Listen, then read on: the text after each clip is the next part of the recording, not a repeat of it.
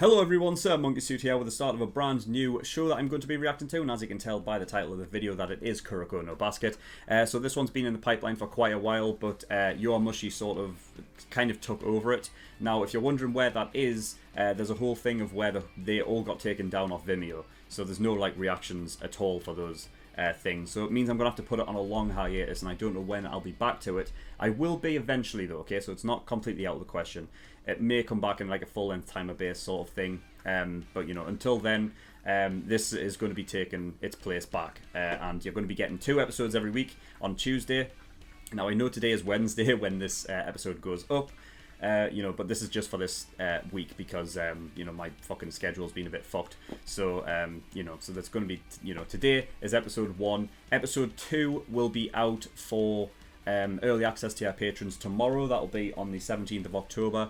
On the Thursday, okay, so you know, look forward to that, and then from then on it'll be 2 episodes every Tuesday, okay. So if you do want to get ahead of the you know, 2 episodes ahead, then you can go over and become an early access to our patron.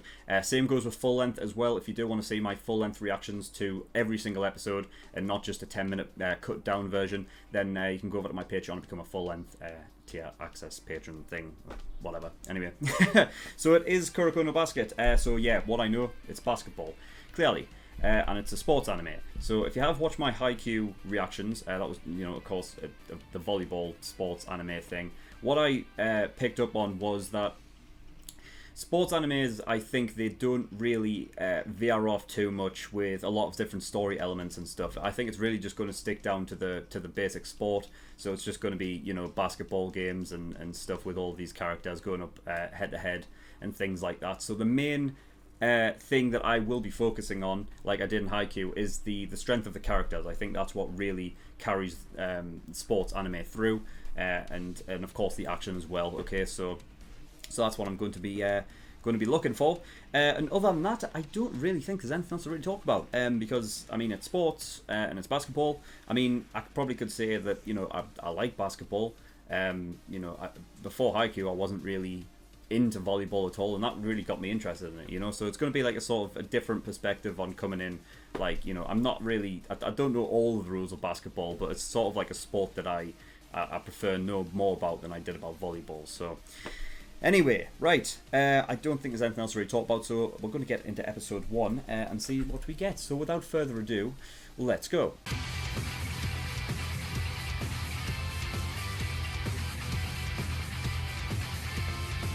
Okay, episode 1. Alright, well, I'm already in. I'm already in. I love it.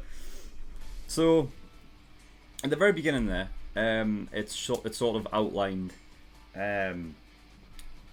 sort of like a, not really a sort of like a prequel or like, you know, something beforehand. It's like, it's setting up everything that had happened before, because they were the generation of miracles. So there was 5 of them, but then there was the 6th kid who, not really sure if he was a prodigy. I don't think so, because it seemed like the subtitle said that the prodigies had recognized him, like recognized his like sort of ability that he has of just having no presence whatsoever. Which I mean, to be fair, is a really fucking great ability to have.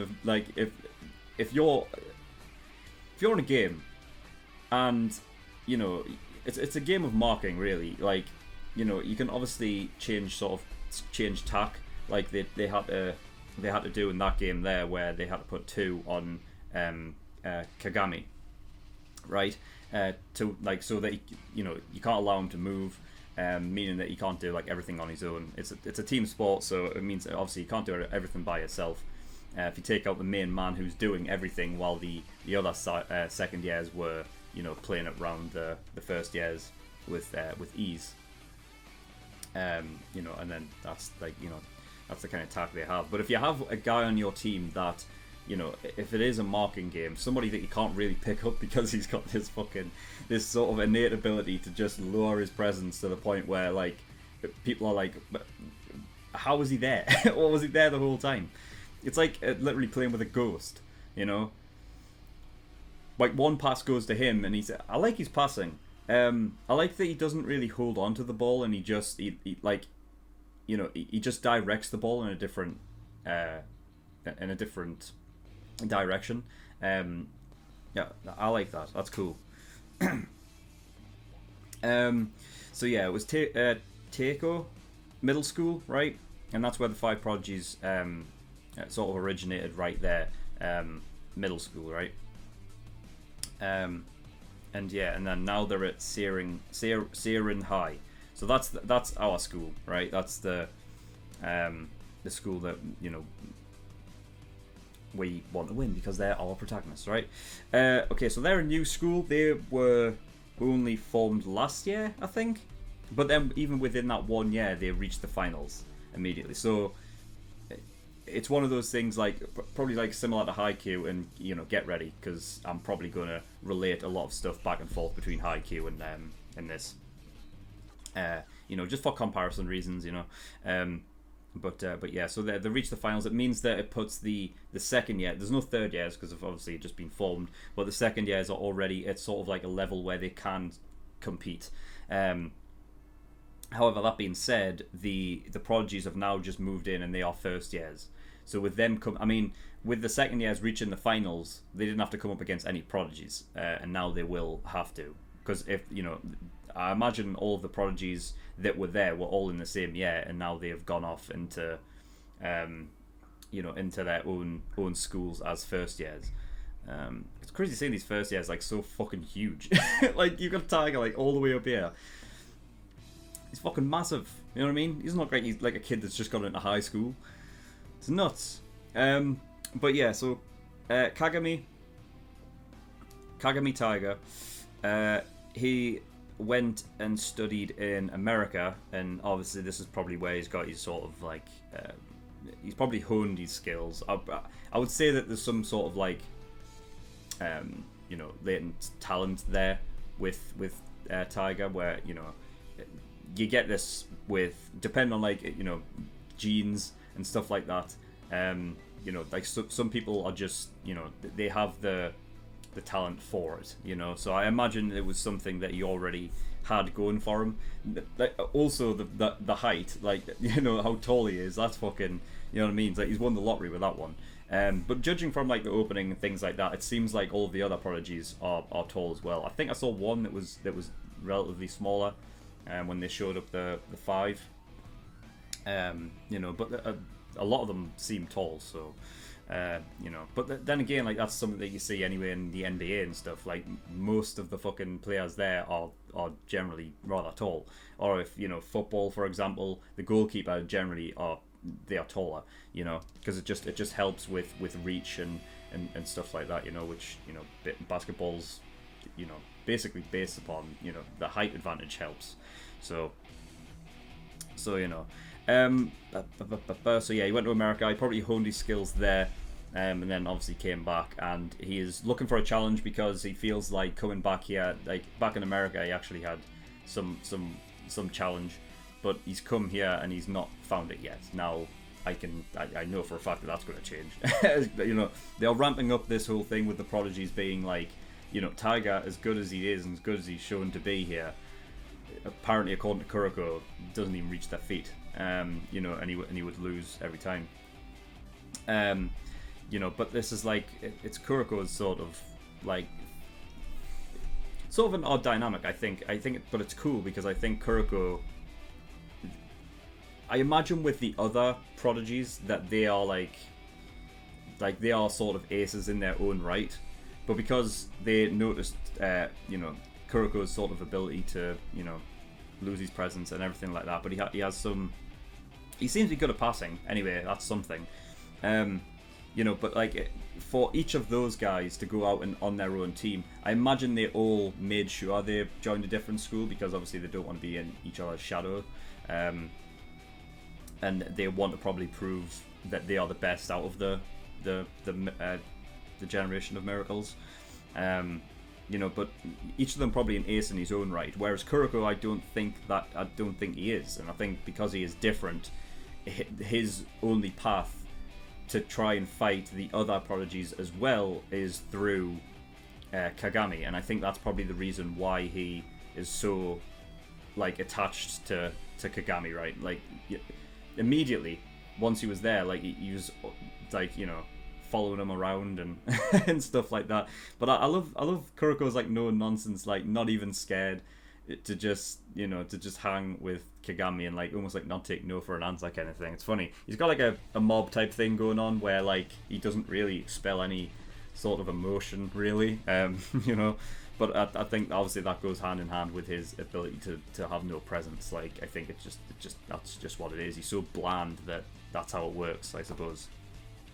But yeah, so we got so Kuroko, Kagami Tiger. I didn't get Kuroko's last name, you know, but he had low stats as well, so that obviously goes hand in hand with thingy. So yeah, it's like it's weird because like I get the feeling that there's some things that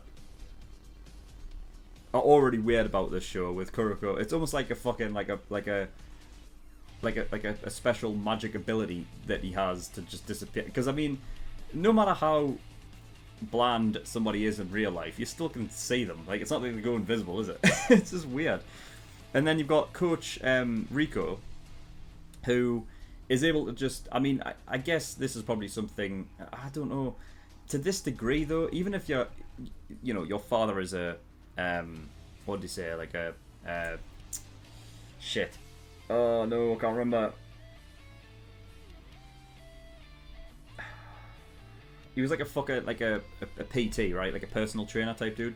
And because of that, she's picked up like this observation sort of skill, where she sees numbers. Now I get like observation, maybe like looking at somebody's build, and maybe determining how good they are at certain things. But numbers, numbers, where do they come from? I don't know. It may be like a visual thing for us, but anyway. So yeah, the soundtrack is fantastic. You know, if you know me and you've watched like my other stuff, music is a big deal for me, because just like having great characters pushes a show to be like from good to great. I think the music does as well. And I'm already a big fan of the soundtrack already, so that's cool. And yeah, so what else have we got? We've got Kuroko, who's going to help Kagami reach the top because he's fairly certain, Kuroko, that Kagami cannot do it on his own. So he's going to be there to sort of help Kagami get to the to be the best basketball player in Japan. And yeah, I can't wait to see when they go up against the likes of these other prodigies and stuff. I think it's going to get really epic. So I can't wait. And yeah, I think the last one I have, the last note is he's the perfect support man. Kuroko. I think it's like I said, he's like a magician. So Rico had said that it's not that he's just invisible, or that he's like. It's not that it's his lack of presence. It's that he's causing misdirection in some capacity. So it's maybe in that regard. Then it's not like it doesn't seem as much of a magical ability, even though sleight of hand and things like that in when you're a magician and stuff like that is showing people to focus on something else. And I don't even know if Kuroko does that. So I don't know like on how like a full body, on a scale of a full body in the middle of a game, I don't know how you pull off a misdirection thing, unless he's doing something where where he's acting like he's going to pass it one way but then does it another. I guess that could work as well.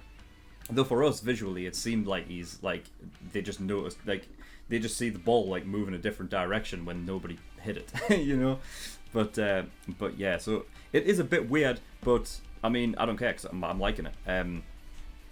It's already great. So yeah, I'm in. Right, that is all I have. So, like I said, this is episode 1 that'll be released today, Wednesday. If you want to get access to episode 2 as quick as possible, then you can go over to my Patreon and become an early access tier patron. And it will be out tomorrow, the 17th of October, Thursday. Okay, so yeah, look forward to that. And then, like I said, it will be 2 episodes every Tuesday. Okay, so yeah, you can look forward to that. There's also full length as well. If you do want to see my full length reaction to this whole episode, then you can go over to my Patreon, become a full length tier patron, and you can do that there as well.